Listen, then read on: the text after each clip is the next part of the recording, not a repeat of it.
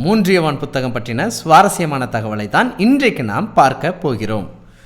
3 யோவான் புத்தகம் 14 வசனங்களை உள்ளடக்கியதாக இருக்கிறது. 5 நிமிடத்தில் நாம் வாசித்து முடிக்க முடியும். இந்த 3 யோவான் புத்தகத்தில் 4 முக்கியமான நபர்கள் வருவதை பார்க்க முடிகிறது. முதலாவது, இந்த கடிதத்தை எழுதின நபர் அப்போஸ்தலனாகிய யோவான் தான் இந்த கடிதத்தை எழுதியிருக்கிறார். தன்னுடைய முதிர் வயதில் இந்த கடிதத்தை எழுதியிருக்கிறார்.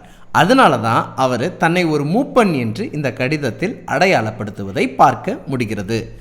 இரண்டாவதாக, யாருக்கு இந்த கடிதத்தை எழுதினார்?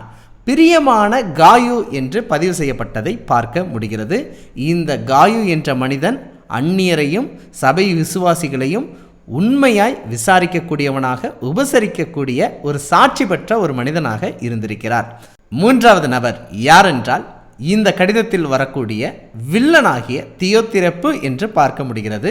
இந்த தியோத்திரப்பு திருச்சபையில் இருக்கக்கூடிய ஒரு மனிதன். ஆனாலும் தான் மரியாதை பெற்றுக்கொள்ளக்கூடிய மேன்மை மிக்க மனிதனாக சபையில் இருக்க வேண்டும் என்று விரும்புகிறார்.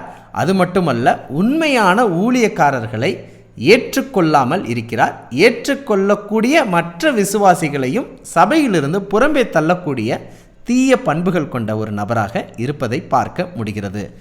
நான்காவது நபர், சாட்சி பெற்ற ஹீரோவான தேமோத்தேரியு என்ற நபரை பற்றி பார்க்கிறோம். இந்த தேமோத்தேரியு என்ற மனிதன் மற்றவராலும் சாட்சி பெற்ற ஒரு மனிதன், சத்தியத்தாலும் சாட்சி பெற்ற ஒரு நற்குணமுள்ள ஒரு மனிதனாக இருக்கிறார். இந்த தேமோத்தேரியு என்ற உண்மையான ஊழியக்காரனை ஏற்றுக்கொள்ள வேண்டும், உன்னிடத்தில் சேர்த்து கொள்ள வேண்டும் என்று அப்போஸ்தலனாகிய யோவான் பிரியமான காயுவுக்கு எழுதின கடிதம்தான் இந்த 3 யோவான் என்பதை புரிந்து கொள்ளலாம். நாம் கற்றுக்கொள்ளக்கூடிய ஒற்றை பாடம் என்னவென்றால், உண்மையான ஊழியக்காரர்களை நாம் ஏற்றுக்கொண்டு அவர்களுக்கு உபசரித்து உதவி செய்ய வேண்டும் என்ற அழகான பாடத்தையும் கற்றுக்கொள்ளலாம். இது 3 யோவான் புத்தகத்தின் கருத்து சுருக்கமாக இருக்கிறது. மீண்டும் ஒரு புத்தகத்தோடு உங்களுடன் இணைகிறேன். பகிர்வோம் இயேசுவை என்றும் அன்புடன் பைபிள் ஸ்கூல்.